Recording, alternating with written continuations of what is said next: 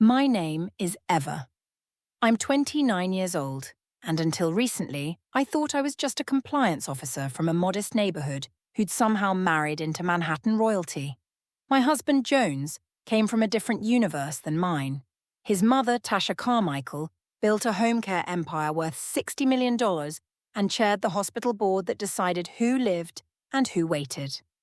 I grew up with my mother working double shifts at a call center, clipping coupons and stretching casseroles across 3 dinners. Jones grew up with fresh orchids delivered weekly, lawyers on retainer, and a seating chart for every family dinner. But when Tasha's kidneys failed last spring and the donor registry came back empty, I tested anyway, and came back with a near-perfect match. The transplant coordinator actually blinked at my compatibility panel. Dr. John, Tasha's nephrologist, paused just a fraction too long before nodding and moving on. The truth was hiding in plain sight, in our matching birthmarks above the wrist, in the way we both drummed our fingers when anxious, in the DNA compatibility that should have been statistically impossible between strangers. Tasha knew the moment those lab results landed on her desk, and she chose to weaponize my sacrifice, destroy my marriage and bury the secret rather than let it ruin the Carmichael brand. This is the story of how I saved my mother's life, lost my husband, and discovered that some women will sacrifice anything, even their daughters, to protect their empire.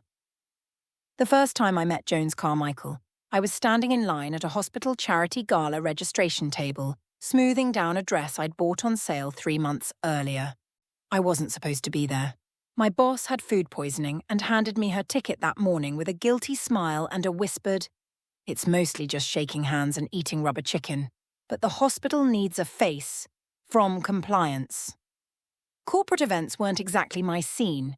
I was there with a name tag printed in someone else's name, trying to figure out which fork was for the salad, when someone behind me said, "First time surviving one of Mother's fundraisers." I turned and found myself face to face with the most beautiful man I'd ever seen. Tailored suit, perfect hair, but his smile was warm, almost conspiratorial, like we were both in on the same joke. "Eva," I said, offering my hand. "And yes, is it that obvious?" "Jones Carmichael," he replied, shaking my hand and holding it just a second longer than necessary. "And only because you look like you're actually happy to be here. Everyone else is calculating tax deductions." "Your mother throws these?" He nodded toward the stage, where a woman in an elegant navy suit was thanking donors with the kind of gracious authority that filled the room. Tasha Carmichael, hospital board chair, home care magnate, and the woman who taught me that every handshake is a transaction. That should have been my first warning, but Jones didn't act like the son of a woman who owned half the medical infrastructure in the city. He asked me about compliance work, about how I'd gotten into healthcare policy, and before I knew it, we'd been talking for 30 minutes. While New York's elite rotated through the cocktail hour, he found me again after the speeches, 2 champagne flutes in hand. "You saved me from another conversation about quarterly projections," he said, handing me a glass. "The least I can do is share the good stuff." We talked until the valet closed, leaning against the stone railing outside the venue. He told me about the pressure of being an only child in a legacy family, his fear that people only saw his last name, his love for terrible action movies his mother would never approve of.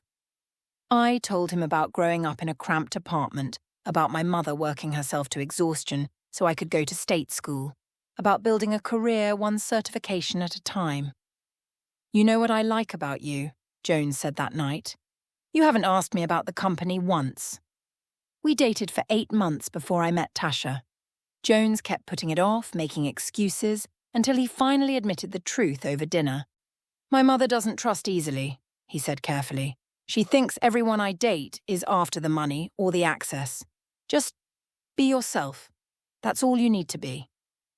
When we finally met at Jones's birthday dinner at a restaurant where the menu had no prices, Tasha didn't hide her assessment. She interviewed me like a board candidate, asking about my education, my family, my career trajectory. Every answer seemed to confirm something she'd already decided. When I mentioned my mother had worked in customer service for 20 years, Tasha's smile tightened almost imperceptibly. How resourceful, she said in a tone that made the word sound like an accusation. The engagement made things worse. Tasha pulled me aside at our engagement party, champagne glass held like a scepter. Ever, she said, guiding me toward the empty conservatory. I want to be very clear about expectations. The Carmichael name carries weight. In business, in philanthropy, in every room we enter. Jones is the future of this family. I've spent 30 years building something that will outlast me, and I protect what's mine. She paused, her eyes scanning my face with surgical precision. I don't know what your intentions are, and frankly, it doesn't matter. You will always be evaluated. You will always be watched. And if you ever do anything to jeopardize my son's future or this family's reputation, you'll discover exactly how far I'm willing to go to protect what I've built. Mrs. Carmichael, I replied carefully, I love your son. That's all I want. She smiled, but it never reached her eyes. They all say that at first. My mother had her own concerns, though she expressed them with more warmth.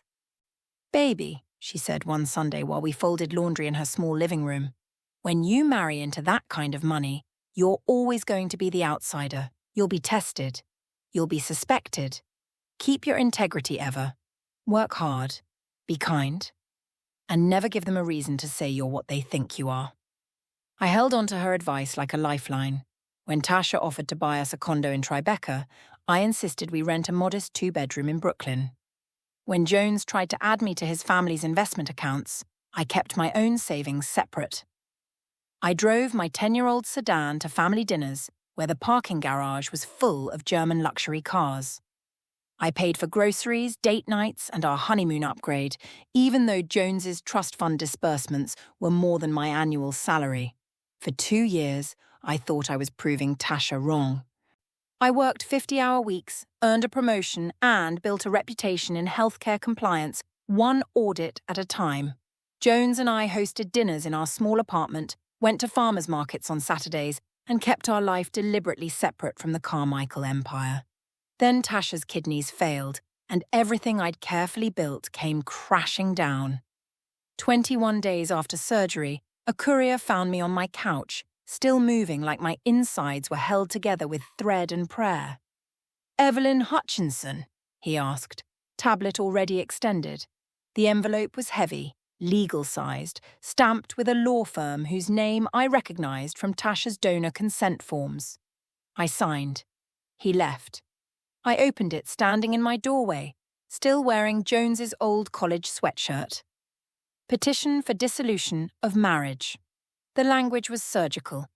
I had inserted myself into the transplant process, demonstrated a pattern of opportunistic behavior designed to secure financial leverage and social standing, exploited a vulnerable family crisis for personal gain. I read it 3 times before my hands started shaking. Jones's lawyer had included affidavits, dates I'd asked about the family business, dinners where I'd allegedly pressed for financial details, the transplant itself framed as a calculated chess move. By noon, Tasha's PR office had released a statement. The Carmichael family requests privacy during this difficult personal matter. By dinner, Jones's Instagram had scrubbed every photo of me and replaced them with gym selfies captioned healing and focusing on growth. By the end of the week, friends I'd known for years were using phrases that didn't sound like them. Boundary issues, someone murmured at a coffee shop. I mean, the timing is suspicious. Another posted vaguely online. My boss called me into HR. They side-eyed my medical leave paperwork like it was a forgery. Bills mounted. Pain meds ran low. I called Jones 17 times. Voicemail. I drove to Tasha's estate. Security turned me away at the gate with rehearsed politeness. At my follow-up appointment, Dr. John's eyes lingered on my chart a fraction too long, something unspoken pulling at the edges of his professional mask. I went home and boxed the wedding photos, deleted our shared playlists, taped paper over the bathroom mirror so I wouldn't have to see the scar, or the accusations staring back. 3 months later, an unknown number called at 11 p.m. Ms. Hutchinson, Dr. John's voice was careful, waited. There's something you have a right to see. A confidentiality release. It matured today. Dr. John's office was smaller than I remembered, blinds half drawn, the kind of quiet that made every breath feel loud. Tasha signed a confidentiality clause during your donor workup, he said, sliding a folder across the desk. 6 months post-transplant, certain documents become legally accessible to you. That window opened today. The folder was thin, too thin to rewrite a life. Inside, an adoption file from 28 years ago. Intake forms filled out under the name T. Morrison. A teenager's handwriting, shaky and small. And my donor compatibility panel, flagged with a note I'd never seen. Near first-degree genetic relation. Recommend additional lineage screening. First degree means, but my voice trailed off. Parent, sibling, child. The room tilted. Beneath the medical forms was a letter on heavy cream stationery, Tasha's handwriting flawless even in confession. I gave birth at 17. I was terrified, alone, and convinced I'd ruin 2 lives if I kept her. When your donor panel came back showing near relative compatibility, I knew. The birthmark. Your hands. The way you drummed your fingers exactly like I do. You were the daughter I gave away. And Jones. The words blurred. I read them again. And again. Jones is your half-brother. To let the marriage continue would be unthinkable. To reveal the truth would destroy everything I've built. My company, my reputation, the lives of everyone who depends on me. So I made the only choice I could. I painted you as the villain and ended what never should have begun. I am sorry. But I am not sorry for protecting what I spent 30 years building. A second envelope, thicker. Estate documents. An irrevocable trust. Stock shares. A lake house. All mine. Contingent on one condition. No public disclosure. My scar throbbed. The air felt too thin, the room swimming like I was back on the operating table, counting backward, losing time. I pulled out my phone, typed, "We need to talk, brother." I stared at the word until the screen went dark. I never hit send. I sat in my mother's kitchen 3 days later, the trust documents spread across the same table where she'd taught me to balance a checkbook and fold fitted sheets.